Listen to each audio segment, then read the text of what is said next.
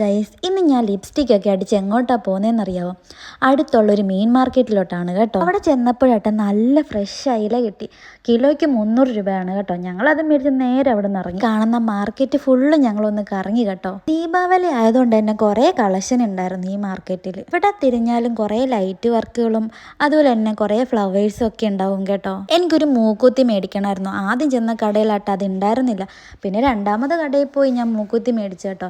എനിക്ക് ഈ മൂക്കുത്തി ഭയങ്കരമായിട്ട് ഇഷ്ടപ്പെട്ടു. നല്ല സിമ്പിളായിട്ടുള്ള വർക്കല്ല. ഞാൻ പിന്നെ സേഫ്റ്റിക്ക് 2 മൂക്കുത്തിയും കൂടെ മേടിച്ചു കേട്ടോ. എങ്ങാനും ഒരെണ്ണം കാണാണ്ട് പോയി എടുത്തിടാലോ എന്ന് കരുതി ഞങ്ങൾ നേരെ വീട്ടിലേക്ക് പോന്നു. മീൻകറി ഉണ്ടാക്കാനുള്ള പരിപാടി തുടങ്ങി. ഇന്ന് ആലപ്പുഴ കോട്ടയം സ്റ്റൈലിലാണ് കേട്ടോ മീൻകറി ഉണ്ടാക്കുന്നത്. നല്ല മുളകൊടിയും മഞ്ഞപ്പൊടിയും കൊടംപുളിയൊക്കെ ഇട്ട് സെറ്റാക്കിയെടുത്ത മീൻകറിയായിരുന്നു കേട്ടോ. ഇതിൻ്റെ റെസിപ്പി ഞാൻ അടുത്ത വീഡിയോയിൽ പറയാം കേട്ടോ. നമ്മുടെ നാട്ടിലെ ചോറും ആ ഒരു മീൻകറിയും ആ കറികളൊക്കെ ഇട്ട് കഴിക്കാൻ എന്താ അന്തസ്സ്. അപ്പം അത്രയേ ഉള്ളൂ.